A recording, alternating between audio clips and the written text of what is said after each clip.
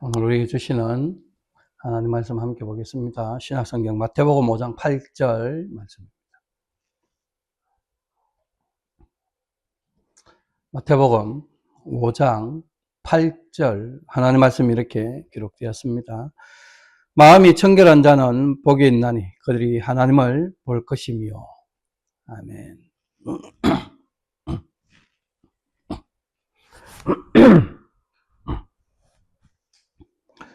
우리 계속해서 예수님의 산상 설교의 도입부인 팔복을 통해서 예수님이 우리에게 어떠한 구원을 이루어 주셨는지에 대해서 살펴보고 있는데, 지금 이 살펴보는 이 내용은 예수님의 구속 사역으로 말미암아 구원받은 천국 백성들은 어떤 사람들이고 또 어떤 삶을 살아야 하는 사람인가에 대해서 가르쳐주는 그런 것들입니다. 예수님은 십자가 죽으심과 부활을 통해서 저와 여러분들 어떤 사람으로 바꾸어 놓았습니까? 우리가 이미 살펴보았죠. 심령이 가난한 자로 바꾸셨고, 죄에 대하여 마음 아파하고 슬퍼하는 자로 바꾸셨고, 또 온유한 자로 바꾸셨고, 하나님의 의에 대하여 줄이고 목말라 하는 자로 바꾸셨고, 그리고 다른 사람의 죄를 용서하고 또 동정하는 그런 긍휼히 여기는 자로 우리를 바꾸어 주셨습니다. 바로 이것이 예수님이 저와 여러분들에게 베푸신 은혜이고 복이라고 그랬고, 또 구원의 결과이며 우리의 영적 현실입니다.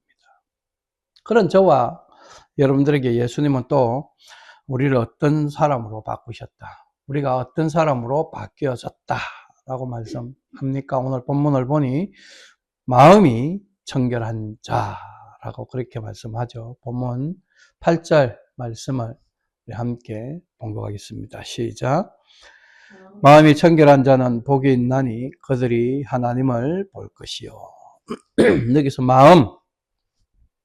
마음이라는 것은 사람의 중심, 내면, 생각, 인지, 그리고 감정, 본성, 품성 이런 것들을 가리키는 총체적 표현일 뿐만 아니라 철학적 관점에서는 우리 육체, 이 몸 보여지는 거죠. 이거와 대조되는 본질로서 한 사람의 존재를 규정하는 요소 중 하나입니다. 그러니까 육체만 있다고 해서 그게 사람이라는 게 아니고, 마음이라고 하는, 또 우리가 생각이라고 하는, 본성이라고 하는 품성, 이런 것들이 다 묶어졌을 때, 육체와 함께 있을 때, 그걸 이제 사람이라고 하죠. 그래서 그런 요소 중 하나다, 이 마음은. 그래서 어떤 사람의 됨됨이가 어떠한가는 겉으로만 봐서는 다 알 수 없고, 그 안에 있는 마음, 생각, 이런 본성, 품성, 이런 걸 다 봐야 알 수 있다라는 그런 말도 우리가 하죠. 근데 문제는 육체나 몸은 눈으로 보여지니까 딱 보는 것만으로도 이해가 되고 파악이 되어지는데, 이 마음이라는 것은 물질적인 것이 아니기 때문에 쉽게 파악이 안 된다. 우리 한국 사람들 속담에 10길 물 속은 알아도 1길 사람 속은 모른다, 이런 말이 있어요. 물이 흐르는데 그 도랑이 물을 탁 들여다보면 알지만 그 10개가 되는 걸 다 봐도 아는데, 사람의 그 하나의 그 속 마음, 그거는 아무리 봐도 잘 알 수 없다. 그렇죠? 사람의 그 마음 속을 정확히 간파할 수 없다.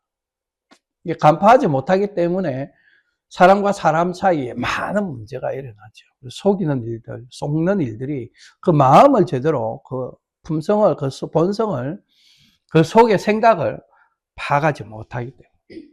그래서 오늘 우리가 살아가는 이 세상 속에 많은 문제들이 여기에서부터 비롯된다.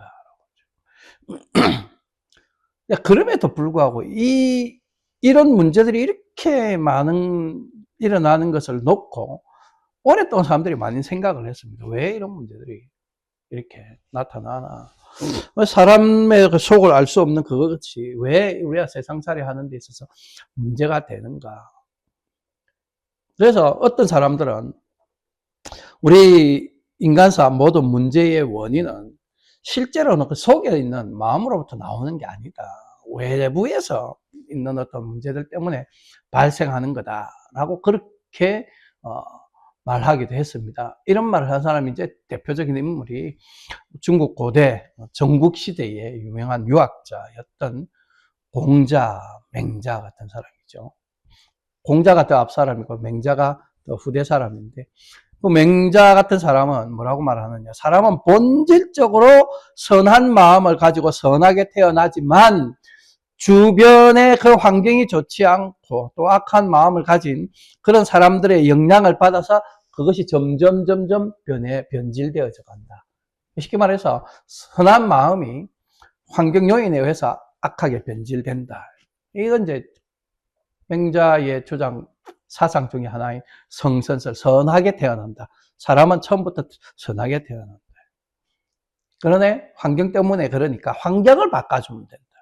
환경을 좋게 만들고 좋은 친구를 만나고 좋은 사람을 만나면 그 변질되어져 가는, 안 좋은 쪽으로 변질해가는 그것을 좀 완화시키거나 아니면 그렇지 않도록 계속 그 선한 것을 유지하게 할 수 있다라고 그렇게 가르쳤다. 실제 그럴까요?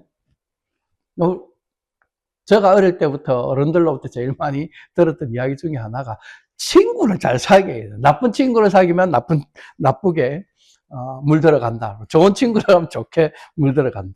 이런 말들이 보통 부모님들이 좀 많이 하는 편이죠.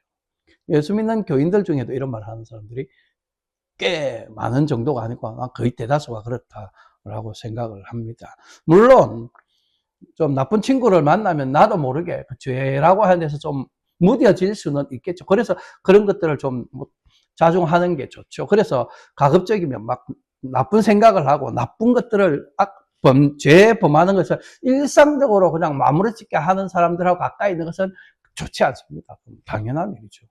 나는 안 하는데 걔들이 함으로써 나도 문제가 얽매여져 있으니까. 그런 것들을 고려해서 우리가 좀 주변에 사람들을 좀 가려 사귀고 만나는 건 중요한 일인 것은 맞죠. 근데 그런 사람들 때문에 내 선한 마음이 영향을 받아서 악해져 간다. 그건 좀 다른 이야기다. 공자나 맹자의 가르침에 이 성선설은 살짝 좀 맞지 않는 부분이 있죠. 이와 반대되는 주장을 한 사람도 있습니다. 순자라고 하는 사람입니다. 맹자보다도 훨씬 한 100년 정도 더 뒤에 사람. 역시 중국 고대의 전국시대 말기쯤 사람. 이 사람은 뭐라고 주장했냐. 반대이니까. 사람은 태어날 때부터 악하다. 악하게 태어난다. 그렇기 때문에 이런 사람들은 교육하고 엄하게 가르치고 선한 행동을 자꾸 유도하면 괜찮아진다. 교정되어진다. 그 악한 본성이 악하게 태어났지만 잘 훈련시키고 엄하게 가르치고 그렇게 하면 선하게 바뀌어진다. 실제로 그럴까? 아주 드물게 간혹 발견할 수 있지만 이 시대에 우리가 보고 있는 것으로도 그건 거의 안 맞는 말이라는 걸 확인할 수 있습니다. 범죄한 사람들을 감옥에 갖다 넣어서 엄하게 교화하잖아요. 교화. 감옥 제일에서 하는 일이 교화하는 애.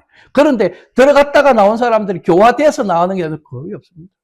거의 진짜 드물다고 그래요.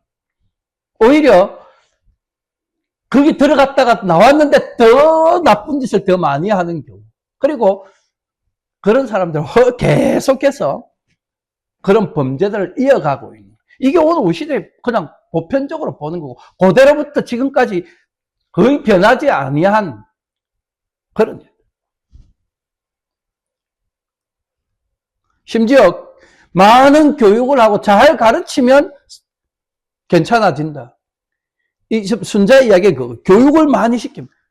그런데 이 시대에 공부를 많이 한 다른 어떤 사람보다 똑똑한 사람들이 더 크게 사기를 치고 더 크게 사람들을 속이는 일들이 얼마나 많습니까? 최근 몇 년 사이에도 그런 일들이 많았다니까요. 다른 사람들, 어떤 사람은 과학적으로 연구를 해가지고 뭘 했는데 알고 보니 그게 다 사기였다. 다 투자받고 이랬는데 뭐가 수천만 불을 투자받고 했는데 알고 보니 그 다 사기였다. 공부를 그렇게 많이 했는데도 그렇다는 거죠. 그런 훈련을 했는데도 더 크게 더 많은 사람들, 사회적으로 더 큰 파장을 일으키는 것 우리가 지금 보고 있잖아요. 그러니까 공자나 맹자의 그 성선설도 틀린, 맞지 않은 거. 순자의 이 성악설도 악하게 태어난다라고 말하는 부분에 있어서는 맞는 것 같지만 가르치면 교화된다? 안 맞는다는 거죠. 우리 성경은 일관되게, 하나님의 말씀은 일관되게 뭐라고 말했습니까? 인간은 본성이 타락하여 부패했다. 태어날 때부터 악한 본성, 타락한 본성, 부패한 본성을 가지고 태어난다라고 그렇게 이야기를 하고 있죠. 그 타락한 인간의 마음 상태가 어떠한가 성경이 정확하게 이렇게 이야기를 합니다. 창세기 6장 5절. 하나님께서 사람의 죄악이 세상에 가득함과 그의 마음으로 생각하는 모든 계획이 항상 악할 뿐임을 보시고, 인간이 그 마음으로, 그 속으로 하는 것, 모든 생각이 항상 악하다. 예레미야 17장 9절에요. 만물보다 거짓되고 심히 부패한 것은 마음이라. 누가 능히 이를 알리오마는. 맨 뒤에 누가 능히, 사람들이 그걸 잘 모른다 이 말이죠. 무엇을 잘 모른다는 겁니까? 이 세상에 존재하고 있는 물질적인 그 모든 것보다 더 거짓되고 더 부패한 것은 인간의 마음이다. 이걸 사람들이 모른다 이 말이에요.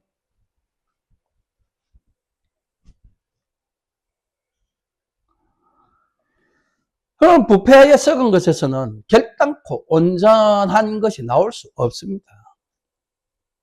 그 더러운 곳에서 깨끗한 게 나올 수 없다. 그건 불가능한 일이에요. 우리 인간은 모두 다 악한 본성을 가지고 태어났는데 누가 누구를 가르치는 거예요? 가르치는 그 사람 저 자체도 악한 본성을 가지고 있는데 뭘 훈련시켜서 다른 사람에게 선한 본성을 깨우치도록 바꾸어갈 수 있다는 거예요. 말이 안 되는 거예요.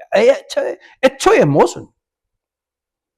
그래서 잠언에서도 내 마음을 정하게 하였다, 내 죄를 깨끗하게 하였다 할 자가 누구냐? 라고 그렇게까지 말합니다. 자, 그러면 오늘 본문은 마음이 청결한 자가 복이 있다. 복 있는 자는 마음이 청결한 자다라고 말하는데 그럼 마음이 청결하다 이게 도대체 무슨 말이냐? 무슨 의미냐? 본성적으로 우리는 부패하고 타락한 마음을 태어날 때부터 가지고 태어났는데 이 마음이 깨끗하고 청결하다 이게 도대체 무슨 의미냐? 왜 이걸 생각을 해봐야 된다. 말씀에서 찾아보니 이 마음이 청결하다는 것 두 가지로 우리가 생각해 볼 수 있습니다. 성경이 우리에게 말씀하는 바예요. 첫째로 이 청결이라고 하는 단어의 의미대로 더러움이 씻겨 깨끗하게 되는 것. 이 청결이라는 단어가 한자가 그 말입니다. 더러움을 씻어서 깨끗하게 하다. 따라서 마음이 청결하다라는 것은 그 마음에 더러움이 하나도 없도록 완전히 깨끗해지는 그것. 그 상태인 거죠. 이게 마음이 청결하다. 그 마음에 있는 부패하고 타락한 그것을 깨끗하게 씻어서 깨끗하게 되는 것. 자, 그러면 그 더럽고 부패한 마음이 어떻게 씻겨져서 깨끗하게 되는가? 베드로가 사도행전 15장에 믿음이 사람의 마음을 깨끗하게 한다라고 그렇게 이야기를 합니다. 우리가 함께 보겠습니다. 시작. 믿음으로 그들의 마음을 깨끗이 하사 그들이나 우리나 차별하지 아니하셨느니라. 그러니까 하나님이 범죄로 타락하여 부패한 우리 인간의 마음에 성령을 보내시고 그 마음에 믿음을 일으켜 그 믿음으로 이 얘기죠. 그 믿음으로 부패하고 타락한 그 마음을 깨끗하게 하셨다. 바울 사도는 이 베드로의 이 말을 좀 더 풀어서 에베소서 5장 26절에서 이는 곧 물로 씻어 말씀으로 깨끗하게 하사 거룩하게 하시고 라고 그렇게 또 증거했어요. 그러니까 믿음으로 깨끗하게 한다라는 말을, 그 믿음이라는 게 좀 포괄적이니까 에베소서에서 바울사는 좀 더 구체적으로 말한다. 그 사람의 마음이 물로 씻겨지고 말씀으로 깨끗하게 씻겨져서 거룩하게 되는 거예요. 이게 마음이 정결한 거다. 그러면 사람의 마음에서 물과 마음으로 깨끗하게 되도록 씻어내는 그게 뭡니까? 무엇을 씻어내면 그 마음이 청결해지는 거예요? 깨끗하게 되는 거예요? 요한 사도가 요한일서 1장 7절에서 이렇게 증거하는, 그 아들 예수의 피가 우리를 모든 죄에서 깨끗하게 하실 것이요. 그 아들 예수의 피가 우리를 무엇으로부터 무엇을 씻어낸다는 거예요? 모든 죄를 씻어내. 그 죄에서 깨끗하게 돼요. 믿음으로 그럼 씻어내는 게 뭐예요? 죄를 씻어내는. 그 믿음을 좀 더 구체적으로 표현한 건 물과 말씀으로 씻어낸다. 그 물과 말씀으로 씻어내는 게 뭐예요? 죄. 본성적으로 부패하고 타락한 마음으로 태어난 우리가 그 마음에 뭐가 가득 채워져 있고 뭐로 더럽혀져 있고 죄로 더럽혀져 있고. 그러니 결국 마음이 청결하다는 것, 그럼 뭐가 씻겨진 거예요? 죄가 깨끗하게 씻겨진 그런 마음이다.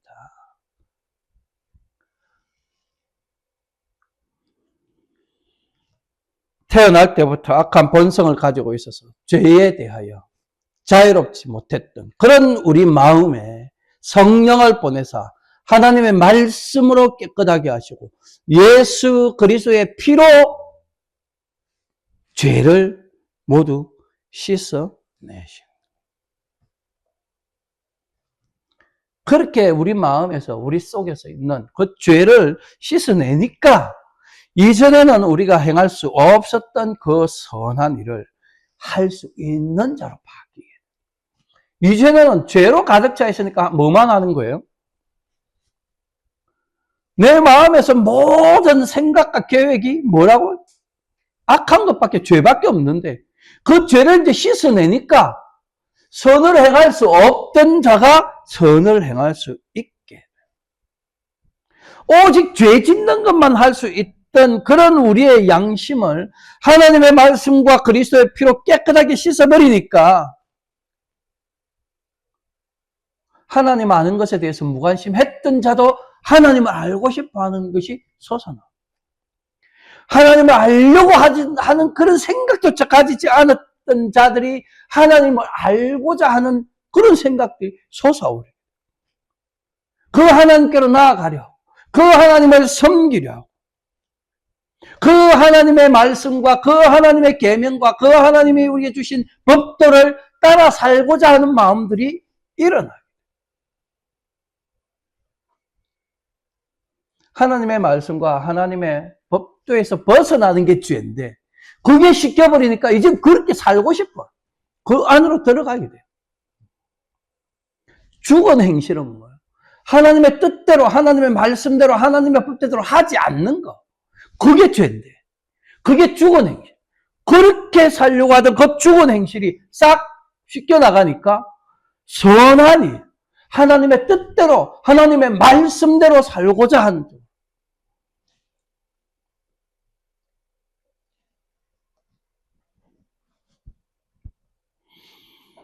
이런 우리에 대하여 성경이 이렇게 증거합니다. 디도서 2장 14절. 그가 우리를 대신하여 자신을 주심은 모든 불법에서 우리를 속량하시고 우리를 깨끗하게 하사 선한 일을 열심히 하는 자기 백성이 되게 하려 하십니다.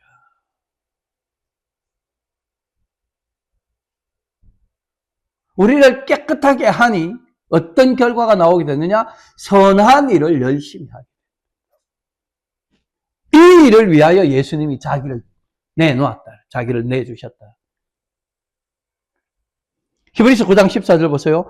하물며 영원하신 성령으로 말미암아 흠없는 자기를 하나님께 드린 그리스도의 피가 어찌 너희 양심을 죽은 행실에서 깨끗하게 하고 살아계신 하나님을 섬기게 하지 못하겠느냐. 그렇게 한다는 이야기죠.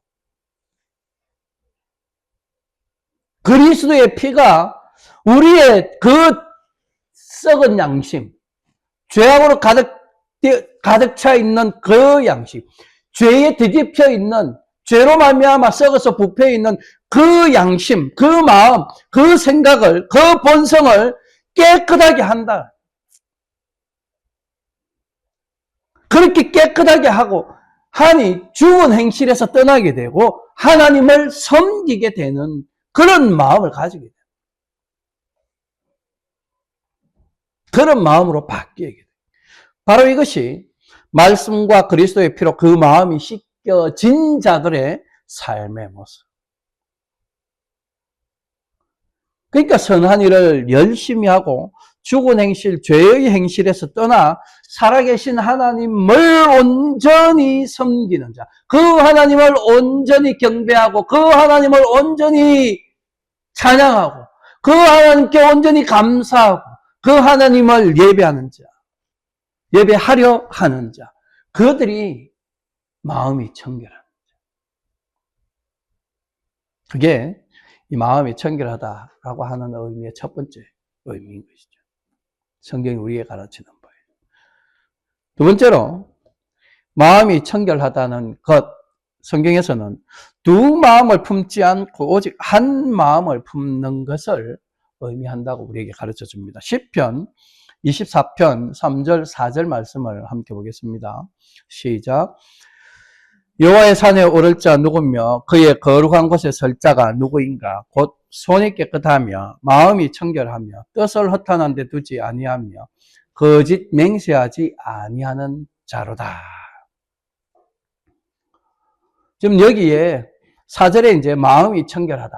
오늘 본문하고 딱 배치되는 표현이 나오죠. 이 마음이 청결한 자가 그 3절에 보면 여호와의 산에 오르는 자이다. 그리고 그의 거룩한 곳에 서는 자이다. 이렇게 표현되는 것이죠. 이 3절과 4절의 설명이 그렇다는 거 이해가 되시죠? 여호와의 산에 오르는 사람이 누구냐? 여호와의 거룩한 곳에 서는 자가 누구냐? 이런 사람이다. 그게 4절이잖아요. 손이 깨끗하고 마음이 청결하고 뜻을 허탄한 데 두지 아니하고 거짓 맹세하지 아니하는 자다. 여호와의 산에 오르고 그의 거룩한 곳에 선 자는 하나님을 보는 자이죠. 여호와 하나님을 만나는 자 있잖아요. 우리가 대표적으로 구약 성경에서 그 인물이 탁 떠오른 사람이 누굽니까? 여호와의 거룩한 곳에 선 자, 여호와의 산에 오른 자. 모세 아닙니까? 모세. 제일 처음으로 딱 등장하는 장면이죠. 모세가 떨기나무 가운데 그 임재한 하나님 앞에 서서 하나님 대면하잖아요. 나중에 출애굽한 이스라엘 백성들 데리고 시내산 또 올라가죠. 여기도 하나님의 거룩한 곳이고 하나님의 산이에요. 하나님 임재하시는 곳이에요. 그때도 거기서 모세는 여호와 하나님을 대면하잖아요. 여호와의 산에 오르는 자, 여호와 앞에 서는 자, 마음이 청결한 자. 그래서 오늘 본문에 마음이 청결한 자가 어떤 복을 누린다고요? 하나님을 본다 그러잖아요. 하나님을 보는 자, 그가 여호와의 산에 오르는 자이고 그의 거룩한 곳에 서는 자이다. 그런데 그 마음이 청결한 자는 이것만 있는 게 아니죠. 옆에 좌우에 보세요. 손이 깨끗하고 뜻을 허탄한 데 두지 아니하고 또 거짓 맹세하지 아니한다. 이 행동이 올바르고 위선이 없다. 이런 의미죠. 이 표현하고 비슷한 표현이 야고보서에 나옵니다. 야고보 4장 8절에 보면 하나님을 가까이 하라. 그리하면 너희를 가까이 하시리라. 죄인들아 손을 깨끗이 하라. 두 마음을 품은 자들아 마음을 성결하게 하라. 지금 여기 보면 앞에 우리 지금 시편에서는 손이 깨끗한 자, 마음이 깨끗한 청결한 자 같은 사람. 지금 여기 야고보서에서 손을 깨끗이 해야 될 자 누굽니까? 죄인들이죠. 뒤에 마음을 성결하게 하라. 손을 깨끗이 하는 것, 마음이 청결한, 성결한 것 같은 사람이에요. 그런데 이 손을 깨끗이 하라, 마음을 성결하게 하라, 요건 누구에게 하는 말이에요? 죄인들. 그 죄인들은 누굽니까? 두 마음을 품은 자. 두 마음을 품은 이 죄인들에게 손을 깨끗하게 하고 마음을 성결하게 하라. 이 말씀에 의하면 죄는 뭐예요? 결국 두 마음을 품는 것이다. 손을 깨끗하게 하는 것은 무슨 의미? 마음을 성결하게 하는 것. 이것을 시편 24편과 결합시킵니다. 결국 마음을 성결하게 하는 것은 두 마음을 버리는, 두 마음이 아닌 거예요. 그럼 무슨 마음이에요? 그 한 마음이 되는 것이죠. 그 한 마음을 품고 하나님을 가까이 하게, 하나님 앞으로 나아가는, 하나님 앞에 서는 것. 일심으로 여호와 하나님을 경외하는 것. 결국 이것이 마음이 성결한 것이고 마음이 청결한 것이다. 그러므로 좀 전에 말했듯이 마음이 청결한 자는 두 마음을 가지지 아니한 자, 즉 한 마음을 품고 온전히 하나님만을 경외하는 사람. 반대로 마음이 청결하지 않은 자는 두 마음을 품는 거. 두 마음이라는 거. 주인이 두 명. 이 사람도 주인이고 저 사람도 주인. 사랑하는 상대가 둘 이상인 자인 거죠. 우린 그런 사람 마음이 더러운다라고 말하잖아요. 마음이 더러운 자. 그럼 세상에 얼마나 많아요. 자기 아내나 자기 남편 외에 다른 사람을 사랑하면 그 두 마음 품은 거잖아요. 그게 두 마음 품은 거잖아요. 우리가 그렇게 말하죠. 일상적으로 우리 이해하는 거죠. 더러운 마음. 이걸 하나님께로 돌리면 하나님 외에 다른 신을 겸하여 섬기는 자, 그 사람이 두 마음을 하나님도 섬긴다고 하면서 다른 것도 함께 섬기는 이게 마음이 청결하지 않은 자, 성결하지 않은 자. 하나님은, 하나님의 말씀은 이런 두 마음 가진 자를 명확하고 분명하게 죄인이라고 그렇게 규정하고. 여러분들이 마음이 청결한 자인가 아닌가? 내 마음에 죄가 씻겨져서 나는 하나님을 일심으로 따르고자 하는 마음이 있는 거냐? 하나님의 말씀대로 살고자 하는 마음이 있느냐 하는 것과 함께 더불어 나는 하나님 외에 다른 어떤 것도 하나님처럼 섬기고 사랑하고 그런 마음이 있는가를 돌아보면 됩니다.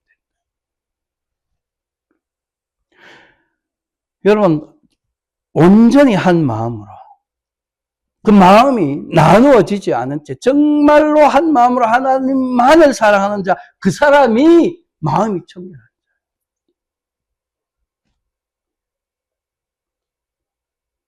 이런 마음이 청결한, 성결한 이것은 옛 언약에도 나오고요. 새 계명으로도 나오는 말씀이에요. 신명기 6장 5절에 신명기니까 구약이죠. 옛 계명이에요. 옛 계명에 우리가 하나님에 대해서 어떤 마음으로 사랑해야 되는가를 말씀하죠. 함께 보겠습니다. 시작.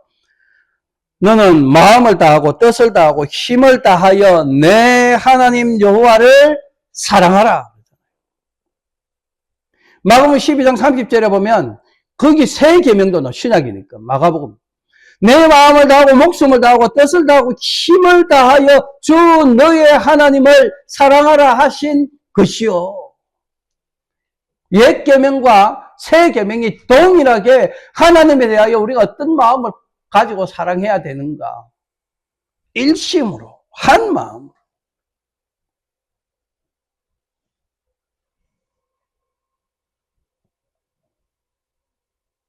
정말로 여러분들이 지금 하나님 앞에서 마음이 청결한가? 우리는 이런 말씀들을 통해서 확인해 보아야 돼요. 여러분 정말로 온전히 마음을 다하고 성품을 다하고 힘을 다하고 생명을 다하여 하나님만을 사랑하며 살고 있습니까? 남편이나 아내에게, 자식이나 부모에게, 그리고 세상의 물질과 명예와 권세에 조금이라도 마음을 빼앗기지 아니하고 오직 하나님만을 사랑하며 살고 있습니까? 정말 우리가 또 그럴 수 있을까요?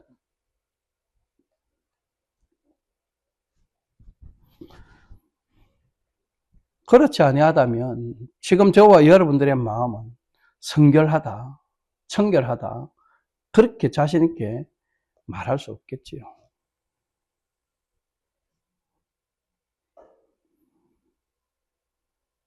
오늘 예수님은 본문을 통해서 복 받은 자는 마음이 청결한 자라고 그렇게 말씀하는데, 성경은 두 마음을 품지 않는 자가 복 있는 사람이라 그렇게 증거하는데, 오늘 우리 각자 우리 자신을 돌아보면 정말로 마음이 청결한 사람인가 하는 의심이 들 수밖에 없습니다. 왜? 내가 마음으로는 하나님의 법을, 육신으로는 세상의 법을 따르고 있는 그런 모습이 오늘 우리에게서 너무나도 자주 보여지기 때문이죠. 우리만 그런 게 아닙니다. 사도 바울도 그랬다. 사도 바울이 그래서 로마서 7장 19절에서 내가 원하는 바 선은 행하지 아니하고 도리어 원하지 않는 바 악을 행한다, 이렇게 탄식하잖아요. 신약 성경의 그 절반을 기록한, 성령의 감동하심으로 하나님의 말씀을 받아 신약 성경의 절반쯤 기록한 바울마저도 이렇게 고백했다. 이런 것을 우리가 고려해 보면 이 세상에서 제일 교만한 사람, 진짜 최고로 교만한 사람부터 나는 할 수 있다. 나는 돼. 하나님 명령했으니까, 하나님 이렇게 말씀하시니까, 나는 내 마음을 내 스스로 청결하게 만들 수 있다. 나는 언제든지 마음은 가능하다. 라고 그렇게 생각하는 사람이 아닐까. 착각하지 말아야 됩니다. 내가 할 수 있다, 그런 착각을 하지 말아요. 내가 할 수 없습니다. 애초에 우리가 사상 설교 시작할 때 제일 첫 번째 복 있는 사람에 관한 내용도 그 이야기잖아요. 심령이 가난하다는 것. 내가 하나님 앞에서 내가 스스로 할 수 있는 게 아무것도 없다라고 고백하는 거지. 내가 스스로 한 것이 하나도 없다. 할 수 있는 것도 없다.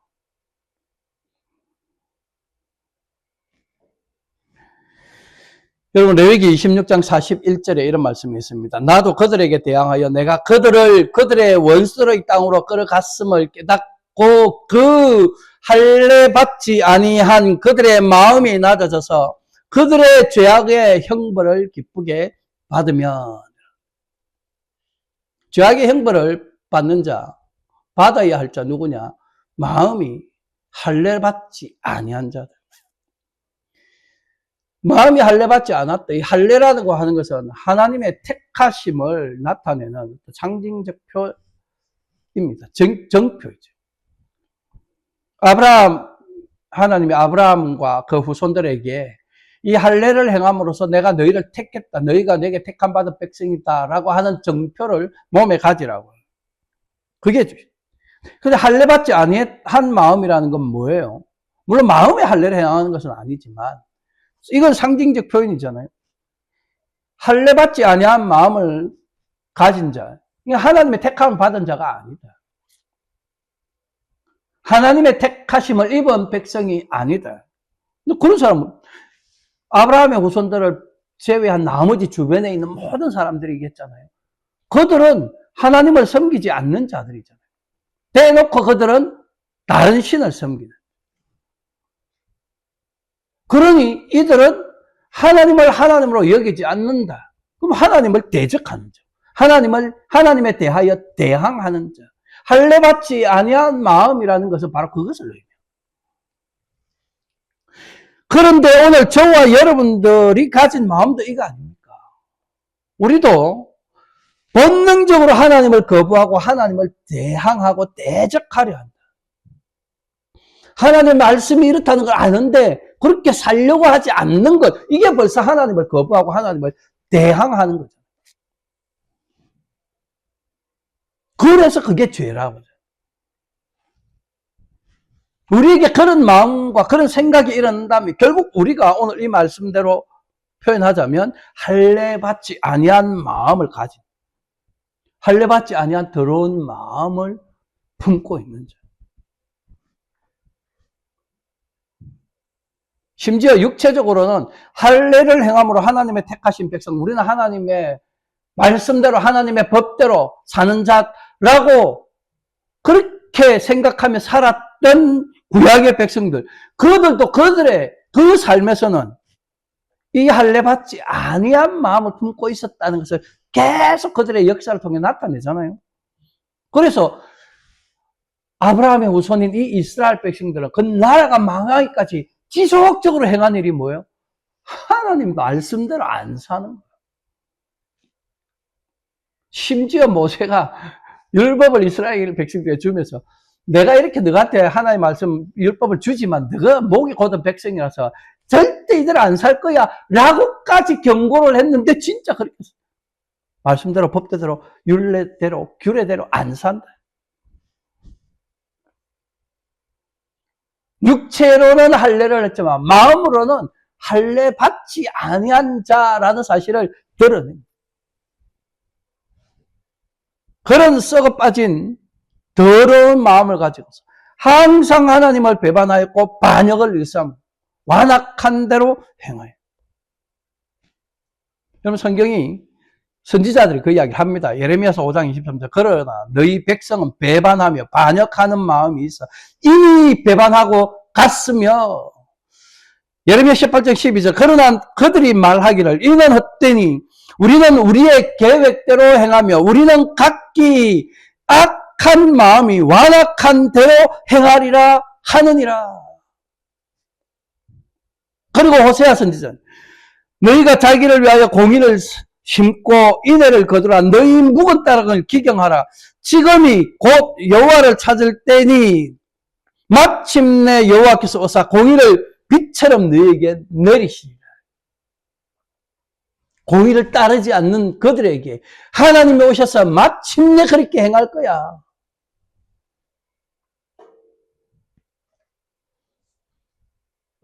반역하는 마음.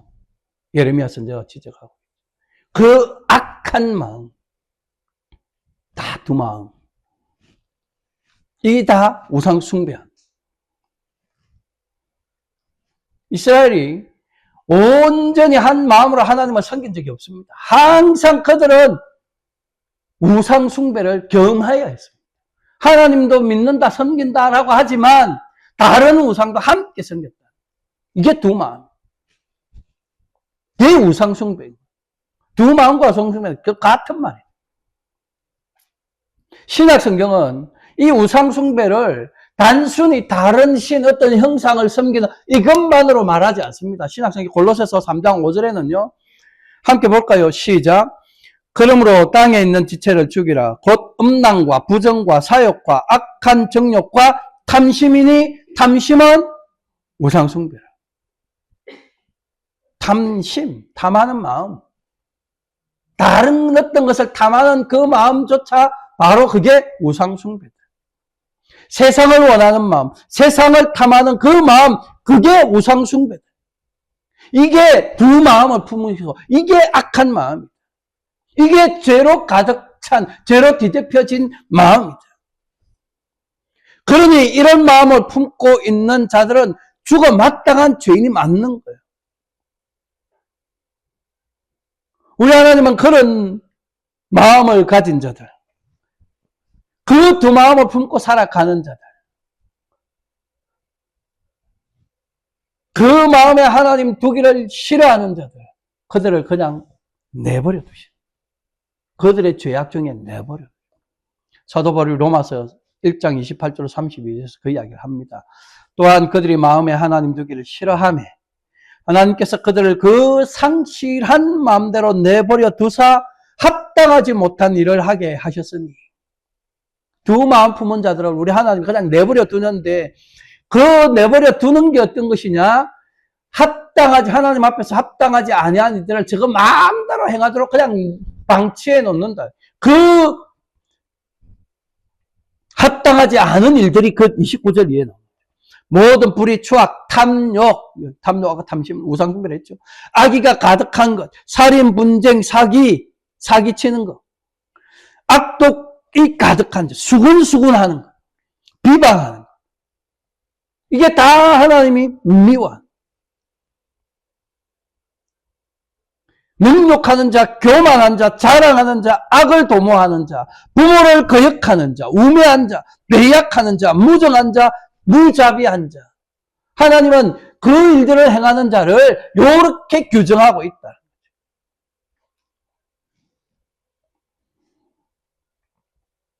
그들이 보세요. 이 32절 이 같은 일을 행하는 자는 사형에 해당한다고 하나님께서 정하심을 알고도 이렇게 일을 하면 이것들은 다 죽을 죄다. 이걸 하나님이 그렇게 말씀하시고 규정하셨다라는 사실을 그들도 안다.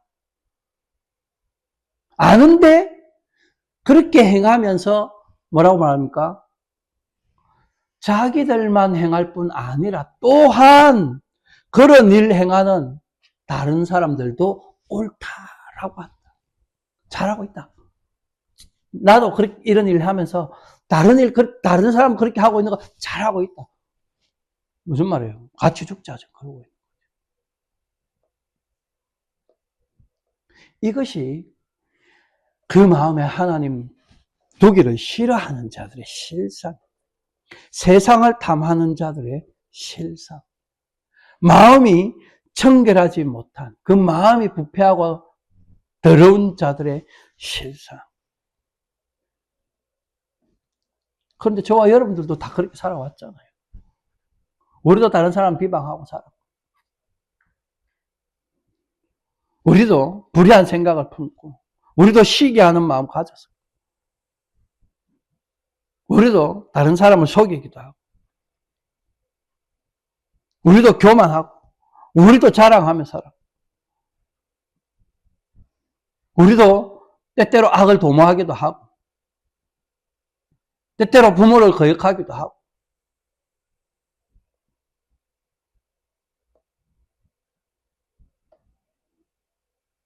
우리의 모습도 그러지 않았나요?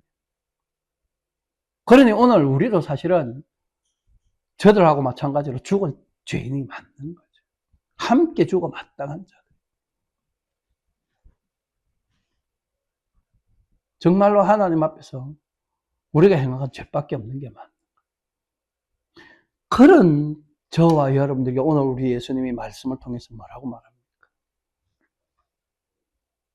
그런 저와 여러분들에게 예수님은 지금 이 기쁨의 소식을 전하고 있는 거예요. 천국의 복음을 전하고 있는 거예요.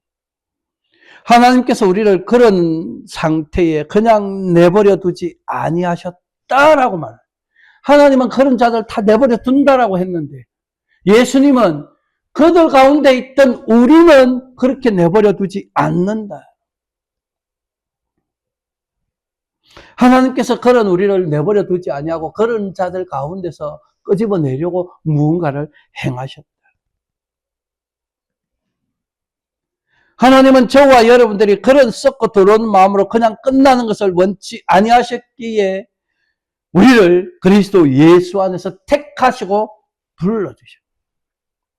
바울 사도가 그것을 에베소서 1장 4절로 5절의 말씀에서 이렇게 함께 봅니다. 시작.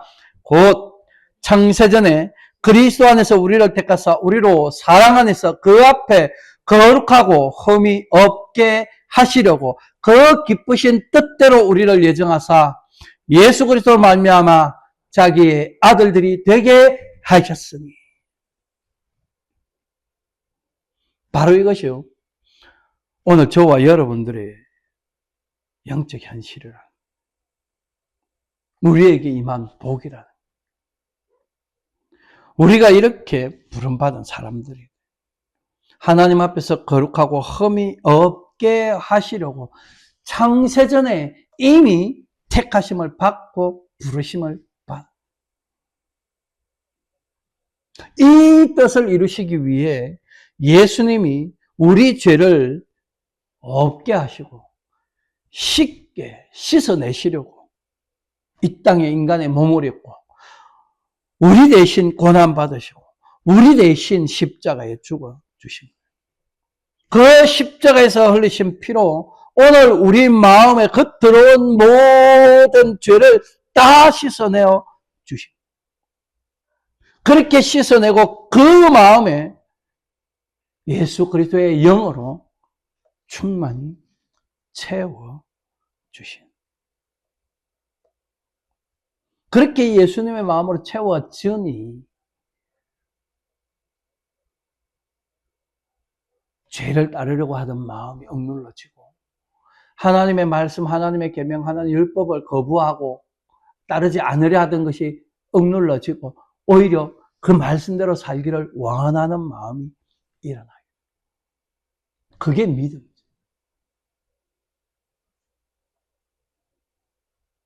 우리 안에 있는 하나님의 영, 그리스도의 영이 지금 우리를 그렇게 바꾸어 가고 있어요. 조금씩 한 방에 바꿔지진 않지만 그렇게 조금씩 바꾸어져 가고 있는 우리를 향하여 예수님이 너희가 복이 있다라고 말씀합니다. 너희가 마음이 청결한 자다. 아직 다 청결해지지 않았는데 그래도 그렇게 된 그 순간부터 이미 우리를 그렇게 보시는 너희가 마음이 청결한 자. 예수님의 그 청결한 마음을 가진 자들이다. 베드로는 그런 우리에게 그리스도의 성품에 참여한 자다. 그렇게까지. 그래서 오늘 저와 여러분들이 성도이고 신실한 자이고 그리스도인이고 하나님의 자녀이고 또한 복 있는 사람, 복 받은 자 그렇게 칭함받고 있는 것입니다. 그러므로 우리는 우리의 삶에서 오직 한 마음으로 정말 일심으로 하나님만을 사랑하며 사는 것을 나타내어야 돼요. 완전히 100% 그럴 수 없어도 조금씩이라도 더 그런 모습들이 나타나야. 또 그리스도 예수 안에서 그 마음의 모든 더러운 것이 씻겨진 자답게 죽은 행실을 떠나요. 죽은 행실 뭐라고 했어요? 하나님의 말씀을 자꾸 거부하고 그 뜻대로 안 따르려고 하는 그게 죽은 행실인데 그걸 떠나서 선한 일 뭐예요? 하나님의 뜻대로, 하나님의 말씀대로, 하나님의 계명대로 살려고 하는 일. 그게 선한 행실. 그 선한 행실을, 그 선한 일을 열심히 행하면서 살아계신 하나님을 섬기며 사는 것, 그 하나님을 경외하며 사는 것, 그 하나님을 경배하며 사는 것, 그것을 우리는 세상 가운데 드러낼 수 있어야 하는 것입니다.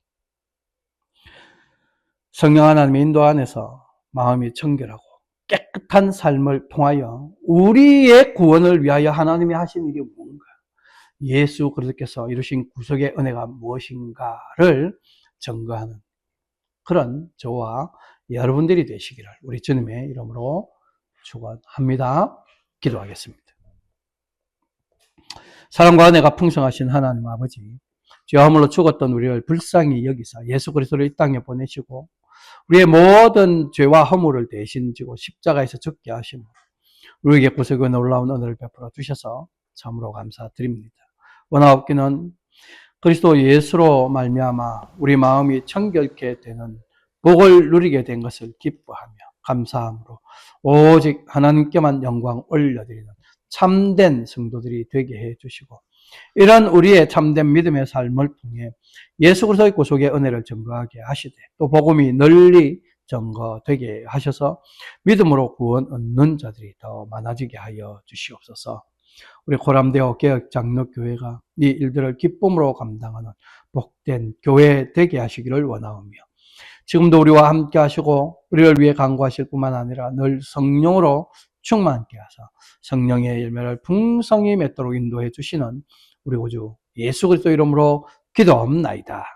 아멘.